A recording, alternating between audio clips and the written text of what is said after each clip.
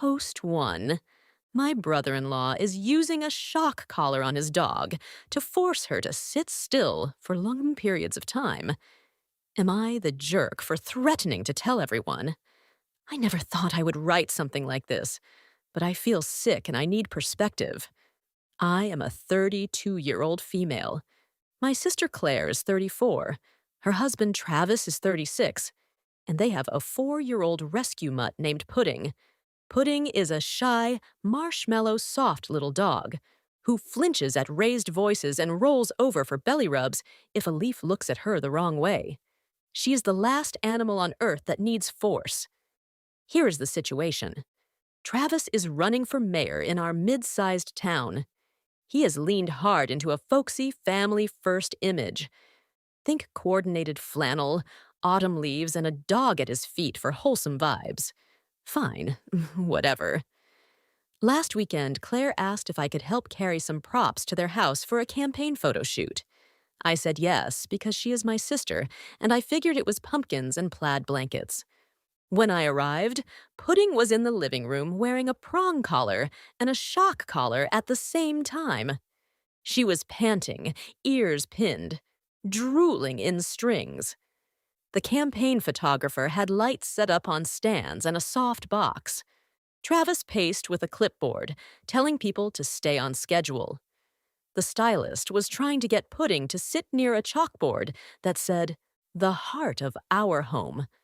Every time Pudding popped up or wiggled, Travis pressed a small remote, and the dog yelped. Not once, not twice, but again and again. The yelps were sharp and quick and awful, like a smoke alarm in a tiny body. I froze and asked, "Why are you shocking her?" Travis said, "She needs to learn to hold a sit." She is ruining takes. Claire avoided my eyes and muttered, "It is on the lowest setting." It is just a reminder. Then the photographer called, "Places," and they went back to work. I went to Pudding. She trembled so hard her tags clinked. I crouched, and she melted into my lap like she had been waiting for a lifeboat. I told them this was not training. This was pain for a picture.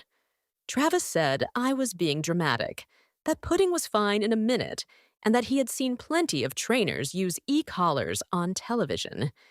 He lifted the remote toward me as if that proved scientific validity. Claire said, "Please do not make a scene. This is important for us." My stomach dropped. I told them if they shocked her again, I would leave and report it to animal control. Travis laughed and said there was nothing to report because e-collars are legal and, in his words, "This is how you get a reliable behavior." He shocked Pudding again when she scooted off her mark. She screamed. I scooped her up, and she clung like a child that does not want to be handed to a stranger.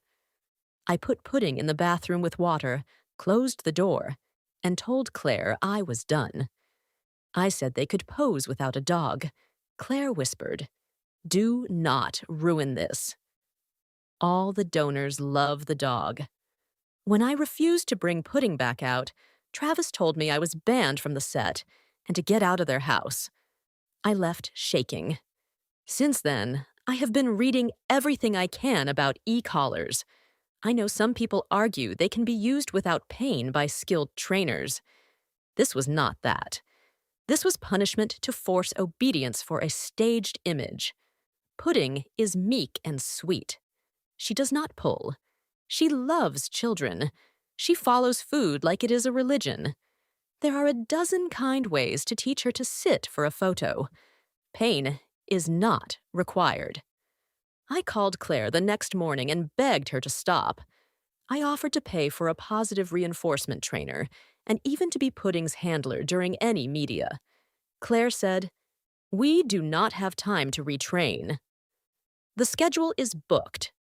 She insisted the shock collar is a tool, not abuse, and asked me to please trust her judgment as a dog owner.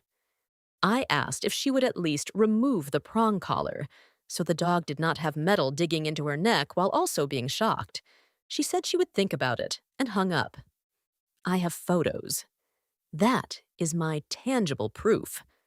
I took them after I put Pudding in the bathroom, sweat on her muzzle, raw-looking indentations where the prongs had sat, her whole body pressed to the tub like she wanted to disappear. I hate that I have those photos, and I hate that I might need them. Here is my dilemma. If I report them, Travis will say I am sabotaging his campaign for personal reasons. Claire will say I made a private training decision into a public scandal. The town is small. My job depends on local relationships. I am not rich. I cannot absorb a wave of public dislike like a politician can. If I do not report, I am complicit.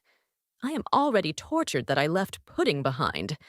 So, am I the jerk for threatening to report my sister and her husband for using a shock collar on their gentle dog to force a campaign photo?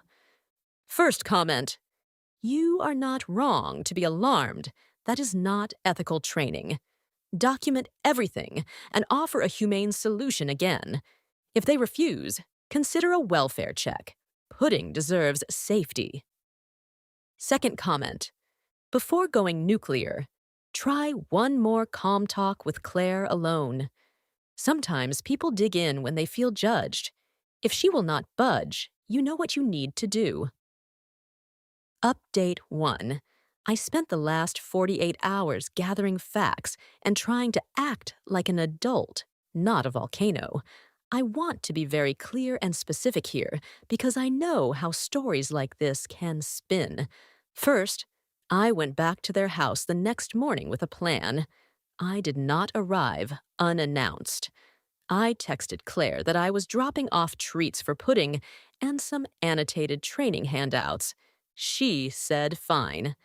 I printed receipts from 2 local positive reinforcement trainers who could accommodate campaign timelines by doing field sessions at photo locations.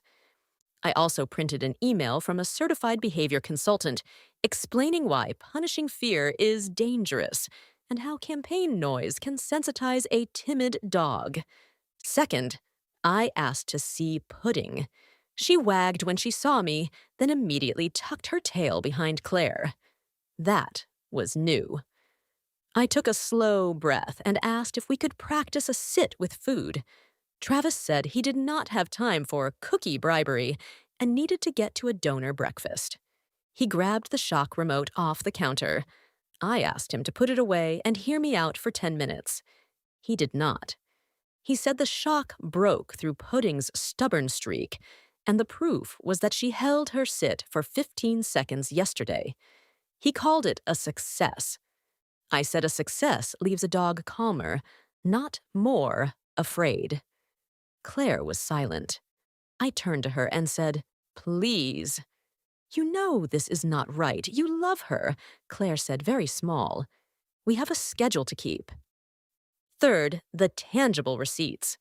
I took photos of the shock remote, the collar settings, the prong marks, and the campaign shot list where Pudding's name appears next to family hearth, front porch flag, and town green handshake. I photographed a calendar on the fridge where dog shoot was written 3 more times before the primary. This is not a one-off. It is a plan. I asked to take Pudding for the afternoon to give her a break. Travis said no because she needed to learn to work under pressure.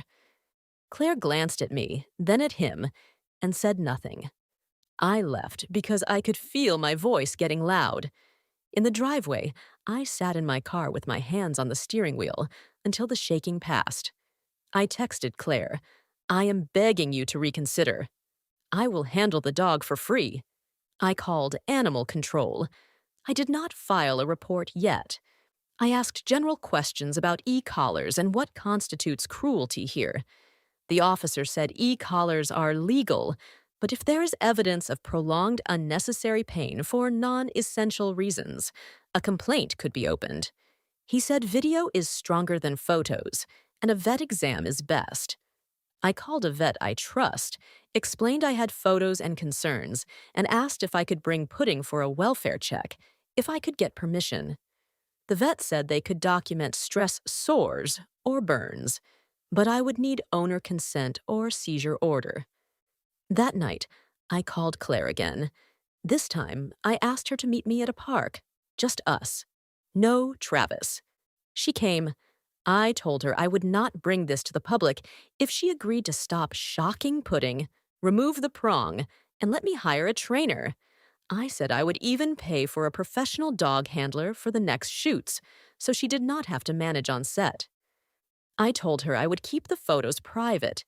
I said the truth, which is that I cannot sleep knowing that dog is being hurt for a picture. Claire cried. She said she is tired. The campaign is consuming them. Donors look at every detail. And Travis wants the dog still and quiet for 5 seconds at a time. She said, "Please do not make me pick between you and my husband." I said, "I am not asking you to pick. I am asking you to pick kindness for a creature that cannot speak." She cried more. Then she said words I cannot unhear. "You do not understand the pressure he is under." I did not push. When people tell me I am overreacting, I tend to turn into a flood. I did not. I swallowed. I said quiet, "Maybe." But pain is not leadership. Then I told her I would wait 2 days. If she did not text me a plan to stop, I would file a report. I went home. I could not eat. I sat on the floor with my own cat and felt like the air had teeth.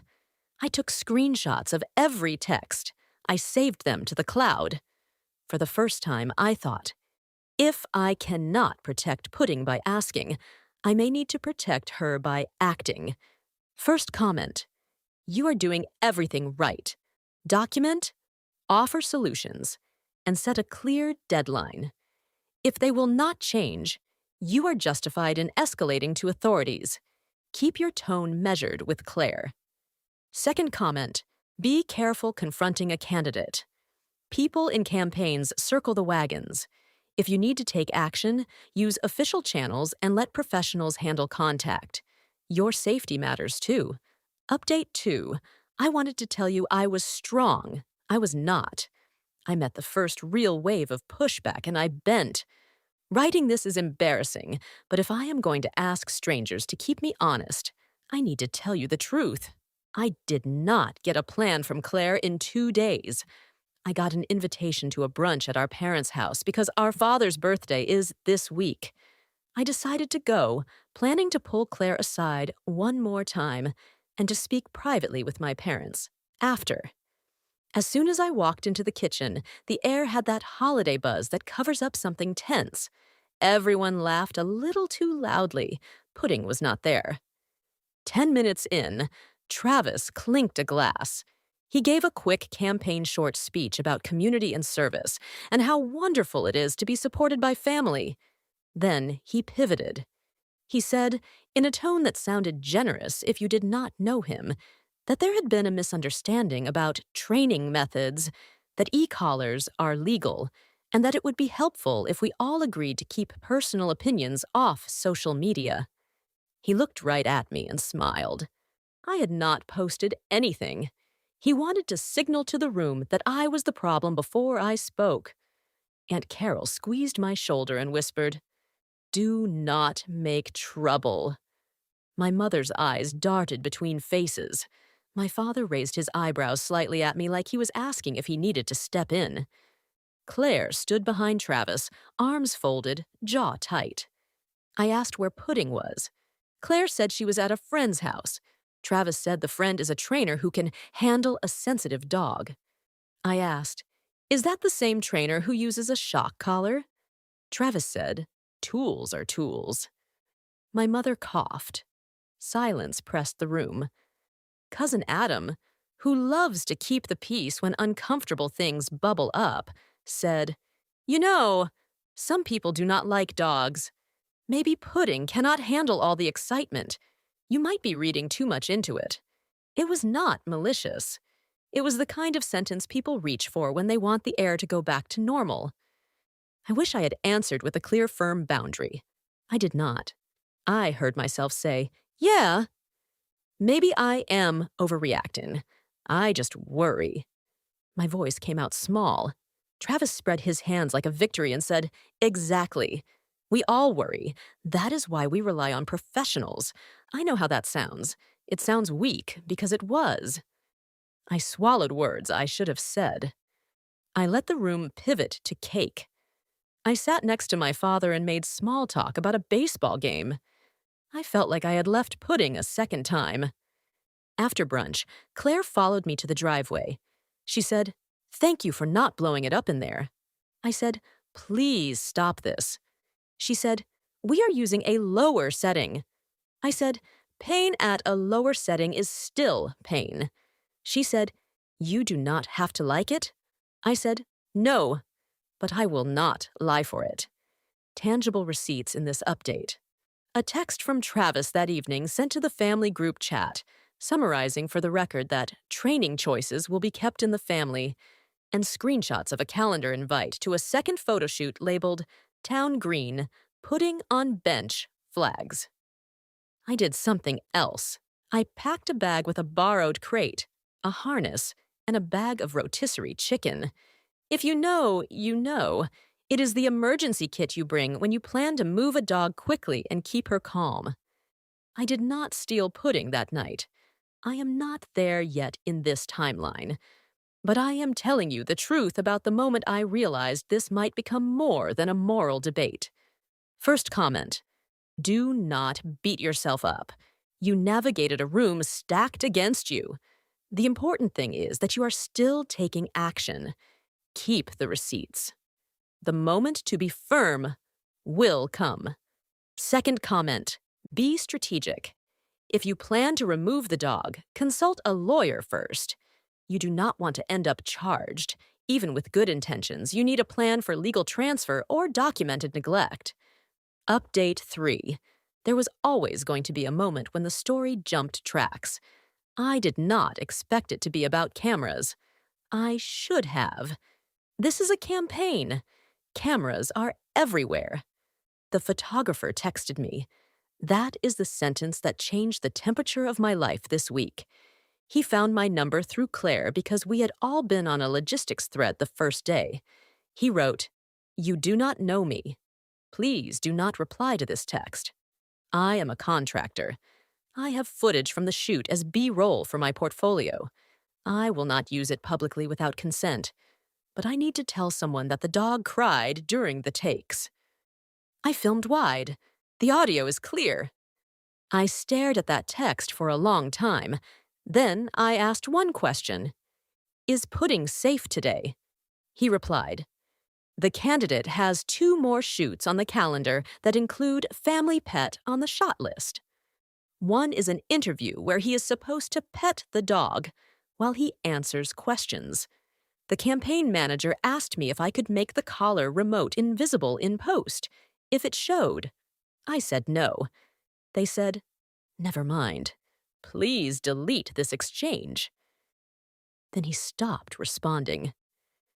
This is not just about training. This is about imagery engineering and the willingness to hide coercion to create it. That is a different moral category than ignorance. That is choice. I called Claire. No answer. I called again. She texted, "Busy." I texted, "I am coming over." She did not reply. I drove to their house with my crate and chicken. Their door was unlocked. Their living room smelled like hairspray and stress. Pudding was in the kitchen corner, head on her paws, shock collar on the counter, prong collar on a hook, leash coiled like a snake beside it. I crouched and whispered, "Hi, sweet pea." She crept forward, belly low, wagging slow, then pushed her head into my chest with a soft huff. I clipped the harness and we walked out the back door. Here is the part where people will say I am the villain. I took my sister's dog. I left a note on the kitchen table that said, "I have pudding. She is safe. She will be returned when an owner agrees in writing to stop using aversive tools and to allow a vet check." Call Me I Date stamped it and took a photo of the note on the table with keys near it to show context. I did not take pudding to my house. I am not foolish. I took her to a friend who works at a rescue. We changed her collar to a plain flat buckle, put a tracking tag on it, and moved her to a quiet back room with blankets. She ate chicken and fell asleep so fast she snored. We took photos of her neck. There were faint raised marks under her fur that a vet could document. We weighed her. She is light for her size, but not alarming. I texted Claire separately. She is safe. I will meet you at Dr. Patel's clinic for a welfare exam tomorrow at 10. If you refuse, I will file a report with animal control at noon. If you and Travis both show up with a signed statement that you will stop using the devices, I will return her after the exam. Claire wrote back, "You stole my dog." I replied, "I safeguarded her pending a vet check." I am not hiding her from care. I am asking for care before more harm. Then the second axis revealed surfaced. My phone lit with messages from unknown numbers. A campaign volunteer had posted to a private group that a family member had kidnapped the candidate's dog. The post said the family member had mental health issues and a vendetta. I have 10 screenshots of strangers calling me unhinged, dangerous, and attention-seeking. One message said my employer should know they had a loose cannon on staff. I called my boss before anyone else could. I sent her the photos and my note and told her the truth. She said, "Do not come in tomorrow. I will run interference. Keep me posted. Thank you for telling me first." I could feel my reputation tilt. That was the asset at stake all along. I knew it intellectually. It is different to feel it tug like a thread at your sleeve. At 10 the next morning, I stood outside Dr. Patel's clinic with Pudding's leash. Claire arrived alone. Her eyes were red. She signed a form authorizing a welfare exam. Dr. Patel documented the marks, took photos, and wrote in the chart that stress indicators were present. She did not use the word cruelty. She did not need to. The record exists. I told Claire I would keep Pudding for 72 hours while we arranged training with the force-free trainer. Claire said Travis would call the police. I said I had a vet record, photos, and a note, and that I would welcome a mediated conversation with animal control present. Claire said, "I want her back." I said, "You can have her back when you agree not to hurt her." She did not answer. First comment, "You did what you felt you had to do to protect a vulnerable animal. You left a note. You scheduled a vet exam.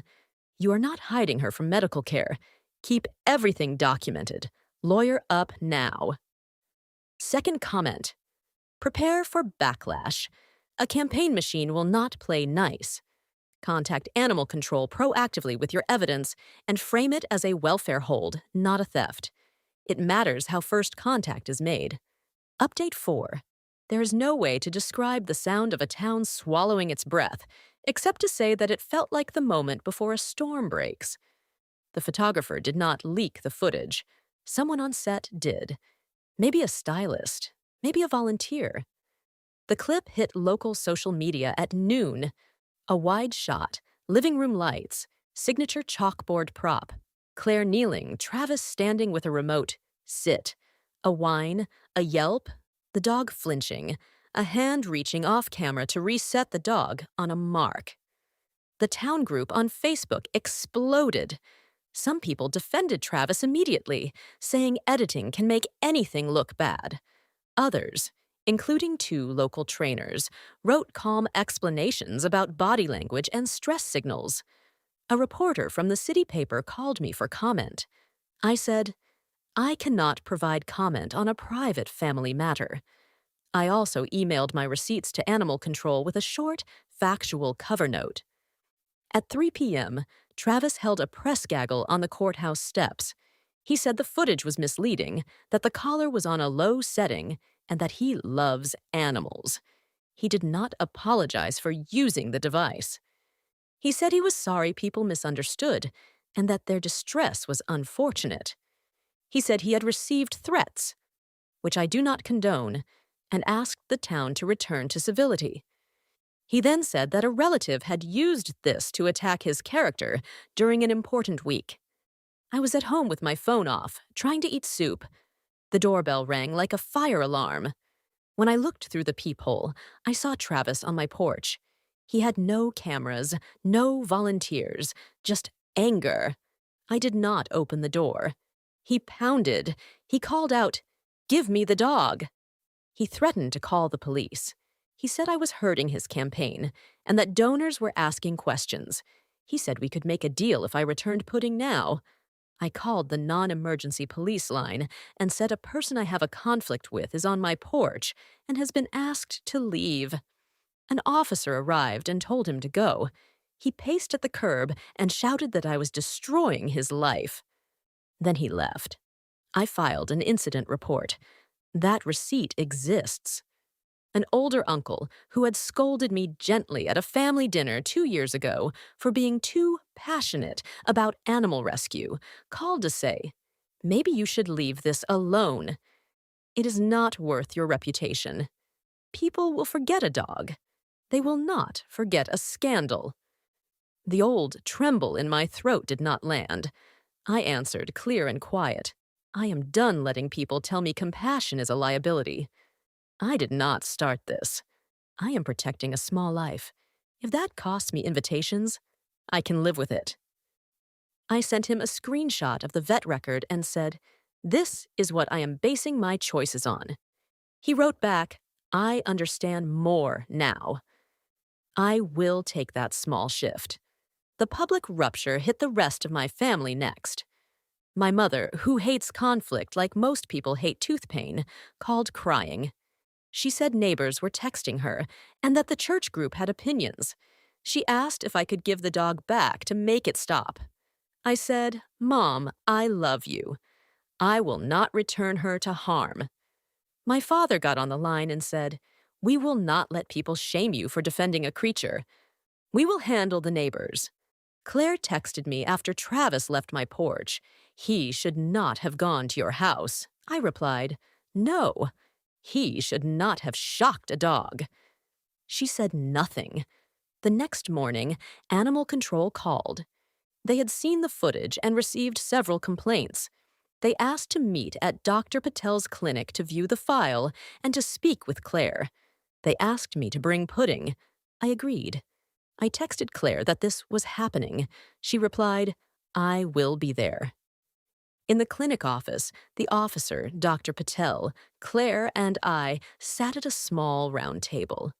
The officer reviewed the vet photos and asked Claire to explain the training plan. Claire looked tired and sad. She said, "We used the collar to keep her still for photos. It was not meant to be forever." The officer said, "It never is meant to be forever when it starts. The law cares about what is, not what is meant." He explained that while devices are legal, causing distress for non-essential aesthetic purposes could trigger a citation. He issued a warning and noted the complaint history. He asked if there would be more shoots. Claire said, "No." After the meeting, in the parking lot, Claire stood by my car and whispered, "If I sign something that says the dog is yours, will you stop?" I said, "If you transfer ownership in writing and agree that Travis will not have contact with her, then yes, the part about custody stops. I cannot stop what the public does with the video." She shut her eyes and nodded. First comment. That was the right boundary at the right time. You stayed factual, you involved the proper authorities, and you did not let the family guilt override the welfare issue. Keep your porch camera clips saved. Second comment. The press gaggle tells you everything. He apologized for your feelings, not his actions. Let the process work. Do not engage directly again. Direct all contact through animal control or a lawyer. Update 5.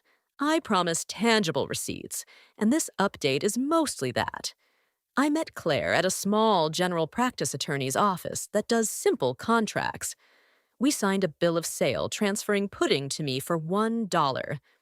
The document includes identifying marks, microchip registration, and a clause that says the transfer is permanent and voluntary. It also includes a sentence handwritten by the attorney that says, "Seller acknowledges that future claims to the animal will not be made, and that buyer assumes full responsibility for care. I paid the dollar in cash and stapled the receipt to the copy." I took a photo of the signed page with the attorney's desk clock in view for a timestamp. Claire took a photo too. The attorney asked if there would be any dispute. Claire shook her head without looking up. She slid the pen back across the table like it weighed a brick. When we stepped out to the sidewalk, she said, "If anyone asks me, I will say we sold her because she did not fit with the campaign schedule anymore." I said, "Say what you need to say." "She will not be in your story again." Animal Control sent a follow-up letter. It contains an official warning for use of aversive device resulting in distress outside of essential training context, and notes that future complaints could result in fines. It also lists the welfare exam date and Dr. Patel's statement. That goes in my file. Then the city's ethics committee announced a review. The committee received several written complaints alleging that a candidate used coercive methods on an animal for political imagery and then attempted to minimize the issue. The committee cannot impose criminal penalties, but it can censure a candidate for conduct inconsistent with city values. It can also recommend fines to the council for violations tied to campaign activity at a private residence where safety codes were not followed. In the leaked clip, a lighting stand teeters and no one has sandbags. That is a violation. The committee scheduled a hearing. Travis released a new statement. He did not apologize. He said he was sorry that people misconstrued the training and that he regrets if their emotions were hurt. He claimed political enemies were weaponizing a family moment. He said he would not be distracted from tackling crime and taxes. The reporters asked if the dog was still in the home. He said, "Our family has always loved animals." He did not answer the question. My boss asked me to work from home for 2 weeks, not as punishment, but to keep a buffer while the story churned. She told me our board stands behind me because I told the truth first and because I did not speak to the press. She said, "If anyone asks, refer them to counsel. You do not owe social media your heart." Within days, 2 of the trainers who had posted explanations held a community seminar on humane training at the library. They asked if they could show the footage. The photographer said yes. The room was full. They paused the video and explained lip-licking, tucked tails, and displacement behaviors. They did not call Travis names. They taught. People listened. Ethics moved quickly. The committee issued a formal censure and recommended a $500 fine for the safety violation. They also recommended that any future campaign media with animals include a qualified handler. The council adopted the fine.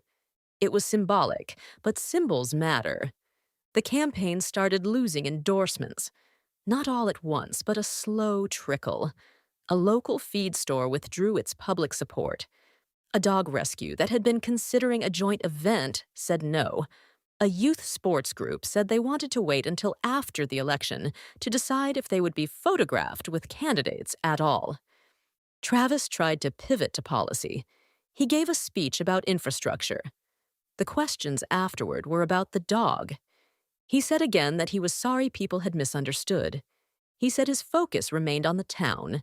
He did not answer when a reporter asked if he had considered stepping aside so the party could run a candidate without baggage. Claire called me after the ethics decision. She said, "We signed." "I did what you asked. Please, can you stop sharing anything else?" I said, "I have not shared anything. The footage exists independent of me. I am not feeding it. I am caring for pudding. That is the end of my part." She was quiet for a long time. Then she said, "I saw her in that little red harness." She looked happy. I said, She is. Pudding sleeps in a donut bed in my living room. She greets me with helicopter tail spins when I come home. She learned to sit on a mat quietly while I cook by trading spilled peas for kibble. She follows me to the yard and looks back at the door to make sure I'm coming. She flinches less every day. First comment. That is as clean a resolution as you are going to get. Bill of sale, microchip, warning on file, ethics censure, and a reasonable fine. Keep saving your documents. You did right by the dog. Second comment. Do not be surprised if he tries a comeback narrative. People with public ambitions rarely accept fault. Stay quiet, keep your receipts, and let his words and actions continue to reveal themselves. Final update. 1 year later. A year has stretched and softened some edges. It has also hardened others. Here is where everything landed. Travis did not win the election. He did not even make it to the general. He bowed out in late summer, citing the need to focus on family after what he called a manufactured controversy. The party fielded a replacement candidate. The town moved on to debates about zoning and water lines. The cloud stayed over him. A regional magazine wrote a piece about image crafting in small-town politics and used the campaign footage as a case study in how quickly a narrative breaks when the edges show. Travis issued one last statement to the reporter. I am sorry. People misunderstood what they saw, and that this caused them distress. My family has always loved animals. It was the same apology to feelings, not actions. He did not keep his job. The firm where he worked part-time as a public affairs consultant ended his contract quietly at the end of the quarter. They did not cite a reason. A friend in that office told another friend who told me that they were tired of answering messages about the dog guy. Reputations are braided things. When a strand phrase, you can splice it. When it snaps loudly, sometimes people let the rope fall. Claire and I are not close, but we are not enemies. She sends holiday texts. I answer. 3 months after the transfer, she met me in the park and handed me a bag of Pudding's old toys. She cried and told me she had moved into a small apartment without the campaign posters. She said she had believed that public life demanded certain images and that fear made her agree to things she did not believe in. She said, I chose quiet because I was afraid of conflict. That is still a choice.